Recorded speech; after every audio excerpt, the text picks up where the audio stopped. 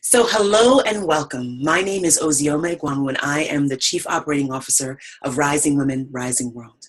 And today I am joined by some of our most amazing, dynamic founding members as well as current members of our collective as we delve deeper into just sharing with you some of the highlights of what Rising Women, Rising World is, how it was founded, some of our most recent evolutions, and just a peek under the hood as to what our vision is for the women of the world. And also an invitation to you so that you can learn more about what Rising Women, Rising World is, and that you can also share with us what your vision, what your message, what your mission is at this time that we know is so important as it relates to where women are and where women are headed in the world. So welcome. And so what we're going to do now is we're going to invite each woman to just share a little bit about who she is and her vision for the women of the world. And so we'll start with Dr. Ramamani. Welcome. It's wonderful to connect with my fellow members of Rising Women, Rising World, but especially with the future members of our global, local community, a transformative community of women who care passionately about each other and about the state of our fragile world. I'm Rama. I was born in India. I left India at the age of 18, and I carry today at the age of 50 the same love for humanity, love for our earth, and love for the women who carry the earth despite all the suffering and hardship that they go through, all the silencing of their voices that they go through everywhere, not just in my country, India, but in all parts of the world, even in America, the UK, where we think that women have made so many more advances. And that's really what has motivated me in coming together with my fellow founders in Rising Women, Rising World, and which is really the glue between us and all the women of the world. So welcome to you all, and it's beautiful to be with you on Women's Day. And so now I invite one of our co-founders, Dr. Scylla Elworthy, to share some of herself and some of her vision, as well as what inspired her to come together with Rama and Dr. Ramamani and Dr. Jean Houston to co-create this inspiring vehicle of transformation that is Rising Women, Rising World. Welcome, Scylla. Thank you. I'm from Scotland, and I've spent 40 years of my life working on peace and security issues, and mainly initially nuclear weapons policymakers, and bringing them together with their informed critics to develop a dialogue. And I believe firmly that dialogue is the way towards building world peace. Since then, I've been working with locally led peace-building initiatives. And it was 4 years ago when Ramamani and Jean Houston and I all found ourselves around the same lunch table and realized in that moment that there was something that combined we felt could be offered to women all over the world, which was what you might call feminine intelligence. And by that we mean the perceptiveness, the inclusivity of women, the ability of women to listen, and the compassion that women are able to exercise almost naturally, as well as our capability to work with nature because we feel so connected with the rhythms of the beautiful earth that we treasure so much. And what we feel we wanted to share was the fact that the more we deepen our inner awareness, our knowledge of how we tick, the more we're aware of our darker sides as well as our lighter sides, the more we are able to bring to the building of a peaceful world. And so we wanted to create Rising Women, Rising World to, first of all, to engage the wisdom and the beauty and the knowledge and experience of women from all cultures, but also to envisage how the world could be informed if it were informed by feminine intelligence. So that's how we began. Thank you. Thank you so much for that, Scylla. That's a great kind of framing. And this larger conversation that we're having this Women's Day is about this concept, this meaningful notion of together we rise. And that it's not just about the individual woman, but it's about her coming together with her other compatriots, with her allies, her friends, her sisters, and together being able to generate much more than she herself even knew was possible. And to be able to create a shift that can completely take things to the next level.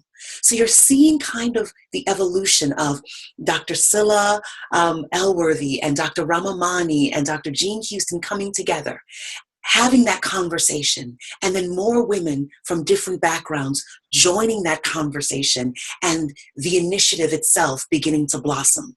So now I'll move over to our lovely Chipo Chung, who was one of the earlier members, joiners. Like, she was part of the earlier conversations as Rising Women, Rising World was getting underway. And I just welcome you, Chiba, because she's also an amazing actress, an amazing artist. And so she is one of the members that brings that artistry that we know is important. And so, Chipo, I welcome you to join this conversation and just to tell about your own journey, your memories, as well as where we're kind of moving increasingly forward as it relates to Rising Women, Rising World.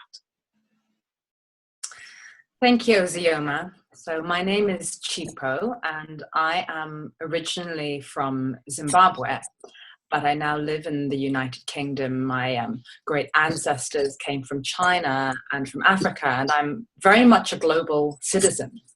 In addition to that, I was raised by a very strong woman, a single mother who was an activist.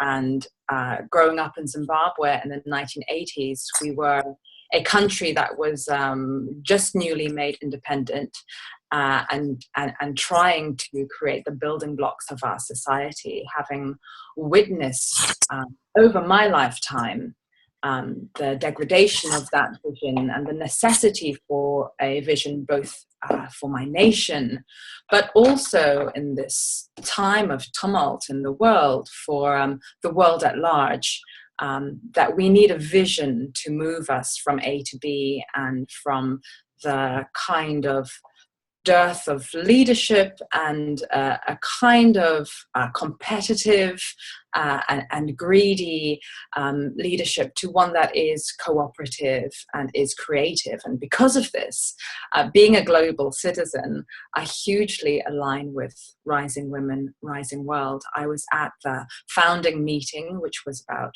3 years ago, convened by Scylla and Rama and Jean. And it was a remarkable experience for me as an activist. I've been involved with social change organizations, but it was a completely different thing and a kind of coming home that I felt, perhaps because I was raised by women, to return to a circle of strong women from all around the world, from the South and from the North, and also from different areas of expertise. Scylla, who has worked in peace and security, and Pauline Tangiora from Aotearoa, New Zealand, who is a Maori elder. And the combination of skills across the circle, all working towards one whole, working towards a greater intelligence. This really spoke to me because as an actress, I work professionally within a certain field, which is the artistic world. But art, of course, doesn't belong in this silo.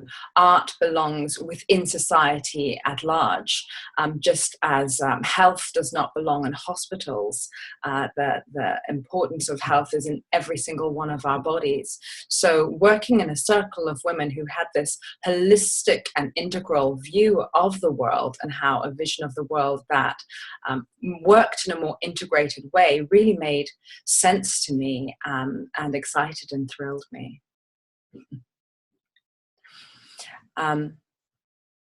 Now 3 years on, and with the introduction of new women to our circle. Suzanne Anderson has been brought a glorious energy to our circle.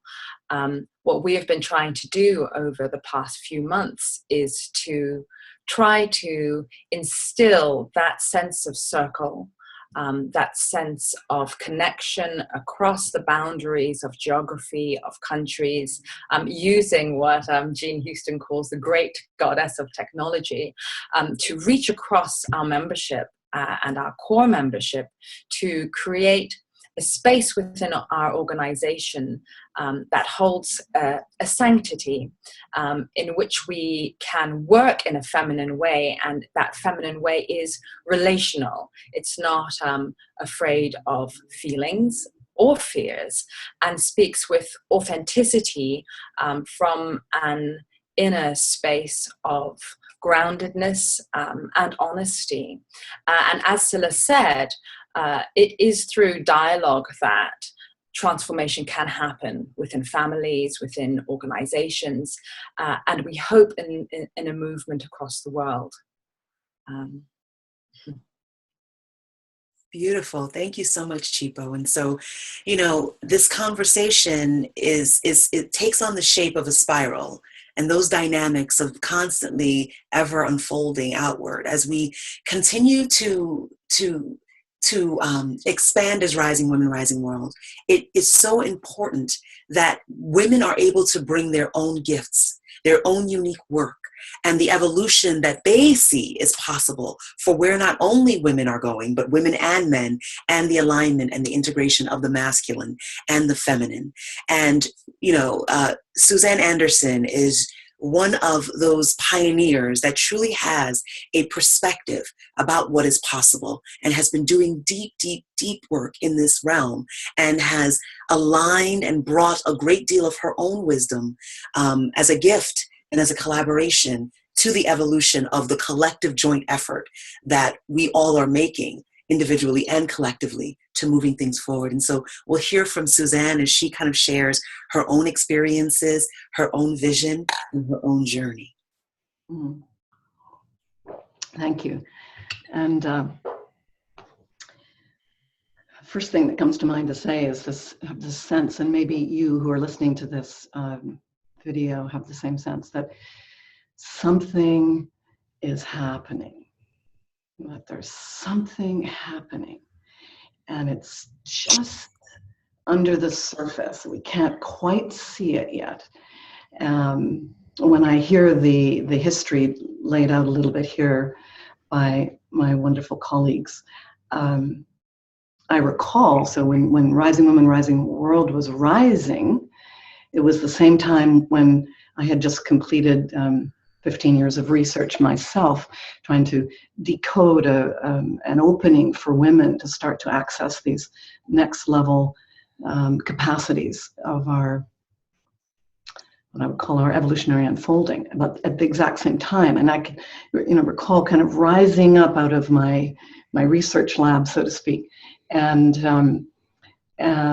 looking around to see who are the allies, who else is sensing what I'm sensing right now, and actually through a mutual friend and actually quite very substantial spiritual teacher, Thomas Hubel, I had the opportunity to meet Scylla. Her book had just come out, Pioneering the Possible, and my book was about to come out, so we traded books, and we both, I think, recognized this sort of seed code we had or a map, really, for what is possible for women, as you've been saying, Ozioma, and then how then do you awaken this possible future.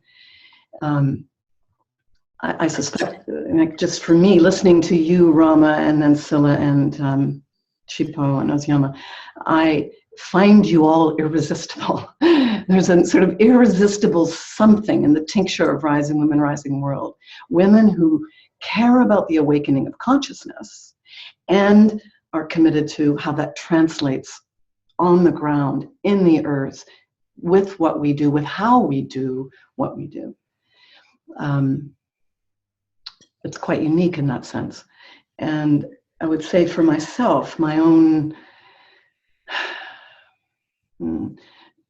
purpose, like even what I could say, what breaks my heart and what I'm here to bring a salve for, is the way in which women and girls in particular, and I've had this for decades. It's just makes my heart beat.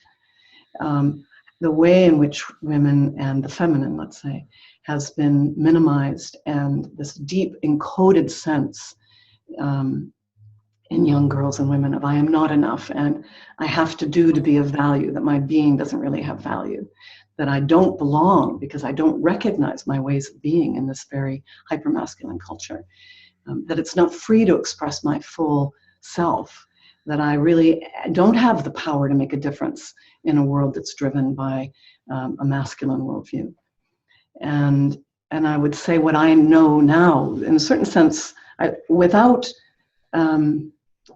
with certainty, is that this moment, this particular evolutionary moment, is pressing us as women to awaken. It's not like wrong. You could say the pressures many of us are feeling are not a mistake in the unfolding of culture herself, but that actually they are a force that are inviting us to harvest all of our deep feminine wisdom and all of our deep healthy masculine strengths and bring them together into a way of being that has never been seen before.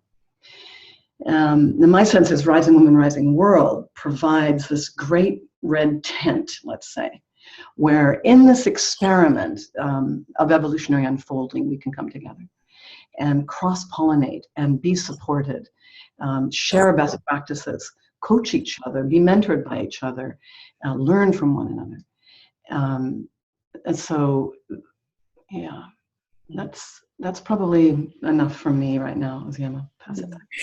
Thank you so much for that, Suzanne. And I'll just take off from where you left off in terms of, this big, beautiful red tent where we all can come together, support one another, learn from one another. I'll just share my own journey with Rising Women, Rising World, which, began when I got an email that I thought was too good to be true, inviting me to come and support the launch of this groundbreaking initiative called Rising Women, Rising World in Parliament.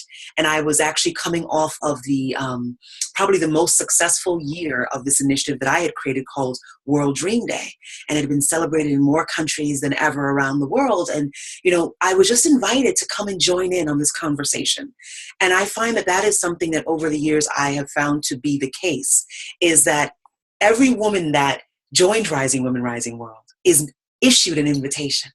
And she doesn't exactly know what it's all about, but there's something about it that is juicy, to use Suzanne's word, and that speaks to her possibility. And should she say yes, it is a magical unfolding, because there are all these different types of women from different paradigms. I myself was born in Nigeria, raised in America, and do consider myself a global citizen. And as I embarked on that plane to go over to Parliament for my first Rising Women, Rising World, conversation, the first of many, I had a sense that everything was going to change. And indeed it did, because I was presented with all types of wisdom and all different ways of being and doing. And that truly for me was enough for me to begin that journey. And then I was invited to use my own skill sets to help to lead the organization, to convene different types of conversations that moved us forward. And now here we find ourselves, in this new beingness and this new doingness for what is possible for all of us, not just men, not just women, but also for men, because we know that it's not just about one gendered possibility. It truly is about an integrated evolutionary opportunity. And so for me, Rising Women, Rising World has been a sisterhood. It's been a dynamic, always, you just never know what's coming around the corner with this organization, but I always know that it's always for the good. And I've never experienced a collaboration that is truly with the intention of the highest good. And that is something that I can truly say is that every single woman that is a part of Rising Women, Rising World, and those who are joining are all committed to a higher possibility, an evolutionary possibility that is all about the world itself, the world herself rising. And so what I want to do now is invite an open conversation to the women who are on this call to speak from their heart the vision that now this Women's Month, what is it inside of you right now that is rising, that you believe you want the women of the world to hear? So we'll start back again with Rama. It's lovely. I'm so glad that when you opened this circle, I wanted to be very brief and listen to what in fact has been what you so beautifully described, Ozioma, as a spiral. Because as each of you spoke, it took me further and further back into the past. Where was the original seed? And I recognize that, for each one of us, I guess, for Jean, for Scylla, for myself, it started as the I. And how did it become these circles of we? And I'm remembering already how with Scylla, both of us, my passion was always justice, how to restore the injustice in the world and therefore peace. And therefore Scylla and my paths had already crossed in the world of global security and peace years ago. And it was in 2008 in the World Future Council that we really recognized a sisterhood, and we'd done several things in the area of peace and security together. It was when we met Jean that this new ripple came, and this recognition that there's something else. And it's what Suzanne so beautifully referred to, wherever we are in the world, whether we are evolutionary biologists like Elizabeth Sartoris or, spiritual elders like Pauline, whatever our field is, or political leaders like Zahira, who gave me this right after our first inaugural meeting when I went to Palestine with her. From all of our fields, it's the same kind of listening closer with an open heart to something new wanting to emerge. And I recognize as we go around listening to the evolution that it was the preparatory ground. And what was so important for us is I remember in the beginning, it was very clear that it therefore had to be inclusive with not just a capital I, but a capital INCLUSIVE of every perspective, of every age, of every discipline, of every, beyond just disciplines, of every beingness. Because what we really wanted this to be is a little microcosm that could hold and encompass and love and care for the macrocosm. And though so many things have evolved, our name, our, the ways of working, what was very clear from the very first conversations was what we are here for is to create a world that works for all. And because we had on each side, Jean, the visionary, the cosmic visionary, and Scylla, who all her life has been determined that vision has to be translated into very practical things that very stodgy politicians or bureaucrats can feel motivated by. So we had these two beautiful poles dancing together as our circle grew. So yes, it was about imagining the possible world and about journeying towards it and recognizing that no longer do we ever need to journey alone. And I think what I felt so strongly as each of us spoke, and I feel this so much with everything we do, it's each of us who felt that pain of loneliness and the too muchness of a world that's yearning to emerge. And the joy we feel as we come together and join our stories to each other. And if we have a chance, just as I was preparing for this meeting, my eyes fell on two little poems that I wrote around the time of that first meeting, which I literally felt that many of you were saying them when you said different things. I was like, oh, interesting. That word appeared in that poem, which emerged at Charni Manor. So maybe they'll come up. But yes, it's just lovely now to feel literally these concentric circles expand as we grow and as we want to invite the world in, because now is indeed that time we've all been preparing for, and now we are shoulder to shoulder arm in arm, men and women together for it.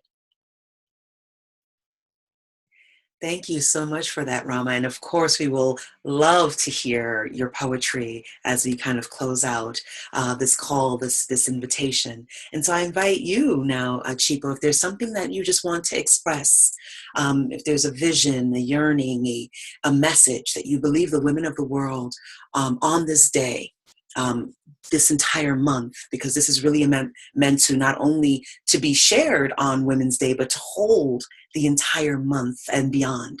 Is there anything that you feel, Chipo, is important to express now? Well, my journey with Rising Women, Rising World, I suppose, has been a 12-year journey in that I met Scylla Elworthy 12 years ago in 2005. And she has been a mentor and friend, but a mentor to me as a young social activist for over a decade now. And I've learned so much from her.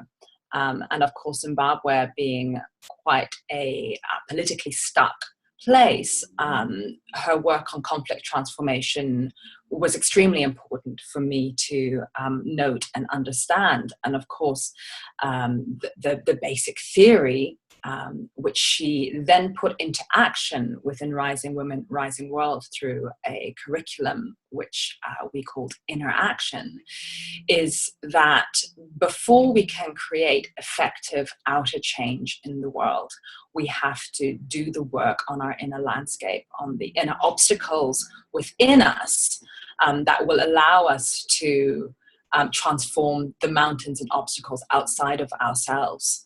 And so for me, it has been a long journey over the last decade of working on the self in order for that self to have the strength to give to others and to create transformative change. What I'm excited about now, and what has excited me about Rising Women, or what made that a consolidation of my personal interaction, was finding a community that is in practice. Because so often in the world, within our spheres and within our organizations, if we're doing the inner work, we hit against this resistance of working with others who may not share the same philosophy. And of course, we have to take that as a given. But to come into a circle of women who are all conscious and who are all striving to be sacred activists, who are sacred activists, and creating a sacred space not just in one's home, but a sacred space in relation to each other. This is what has been unique to me about Rising Women, Rising World, because we have our individual protagonist stories as activists in the world, those things that upset us, that break our heart and make us commit with passion to change. And of course, that has led to, for me, levels of burnout and levels of conflict with other people, because we believe so passionately and work from the heart. But to practice the skills of active listening, of authenticity, and to be encouraged and inspired by others who work the same way, and creating that sacred space between us, that's something that can't be done alone. So what is exciting me at the moment is this invitation for more women to connect in this kind of relationship and in these kinds of circles.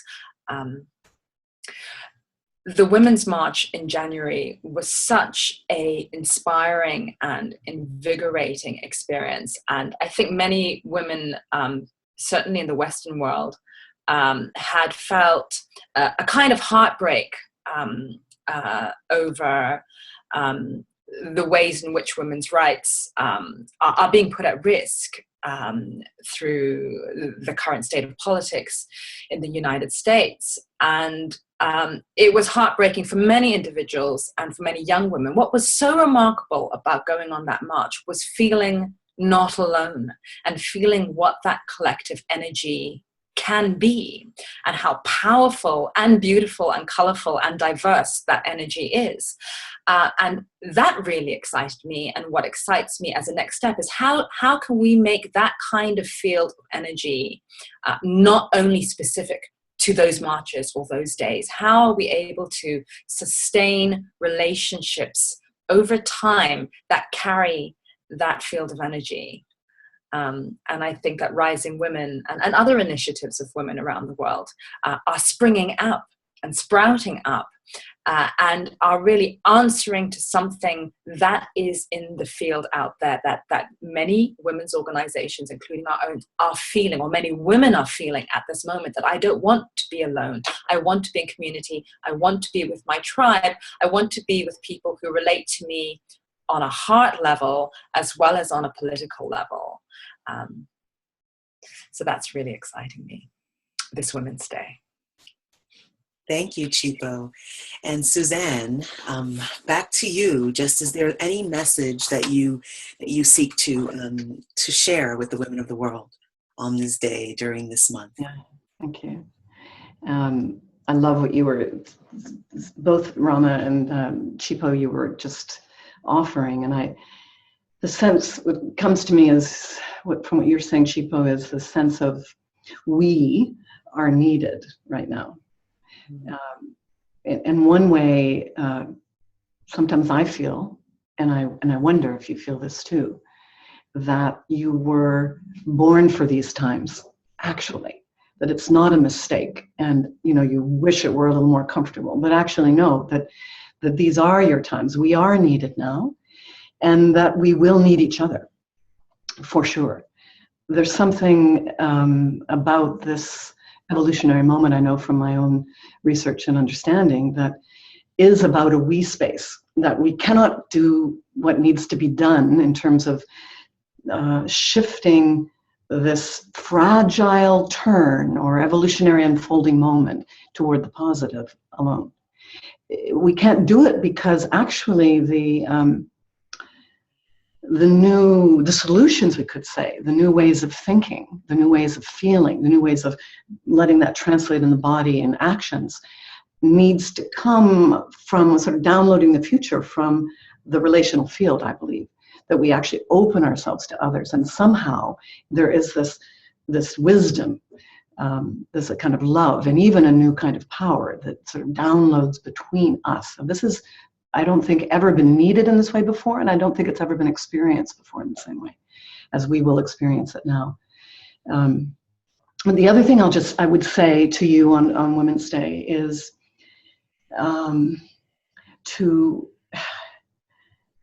let go of the belief that I think it's deeply encoded, literally in our DNA, that we as women and girls are broken in some way and need to be fixed, but that actually there is a template within of wholeness that honors all of our deep feminine wisdom and, as I said before, in masculine strength.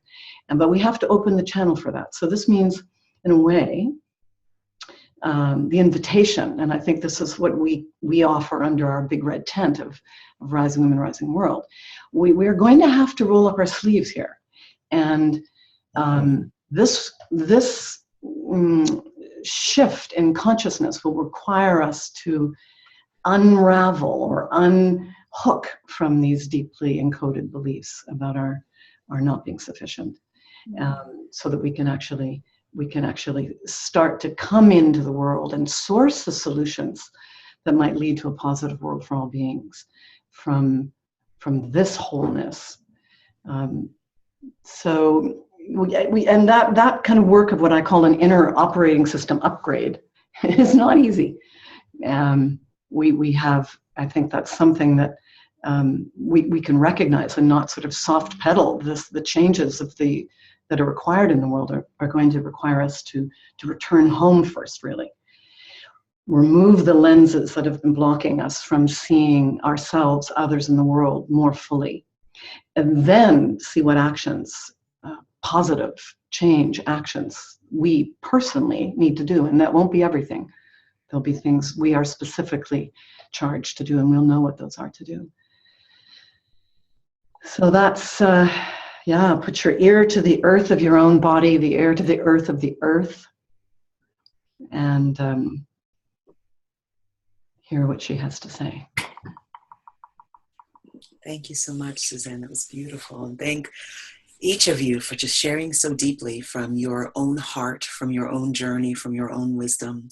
And the reason why, we felt it was so important to come together with just a few of our women. There's so many more women who are not on this, but we speak for each other when we say that we know the importance of this time.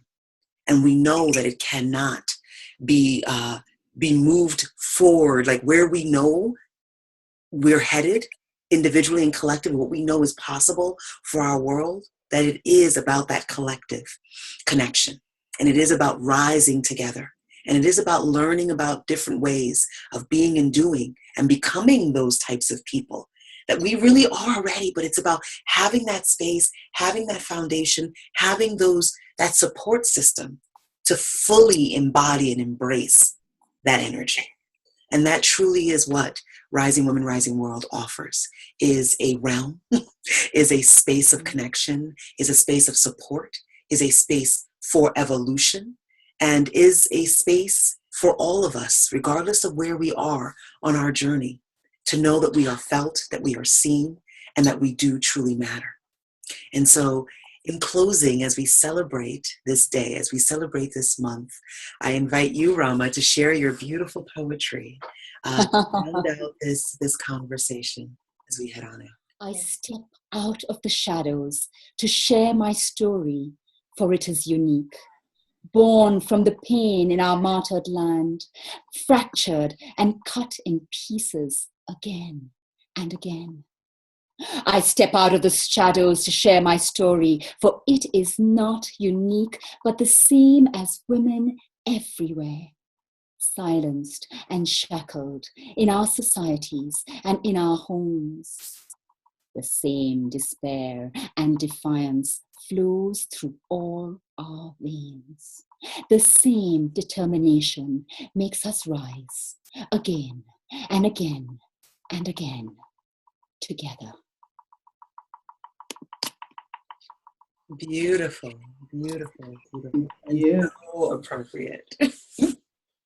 So appropriate. My invitation, I guess, to the women of the world today would be, it was very much what Jean had felt for long, that it is time for the new story. And it's not going to be his story. It's not going to be one hero's story. It is going to be each one of us coming forward with our unique story that is the collective story.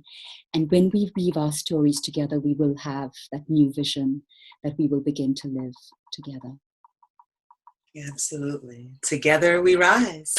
So I would love if we could just hear each of you just say that statement in whatever way that speaks to you. Together we rise. Together we rise. Together we rise. Together we rise. Love it. And much love to all of you who are listening, and to all of my dear sisters here at Rising Women, Rising World. And we invite you to connect and engage. I'll be sharing a little bit more information about ways in which you can, whether it's, the constellations, we'll talk a little bit about that. I'll have a video on that. The membership program that's on its way, the interaction course. There's so much, theater of transformation, other ways to get engaged in the organization as each of us women bring our own gifts and invite you to bring your own gifts, so that we can all weave them together and take that powerful evolutionary journey that we know is unfolding, and doing that together.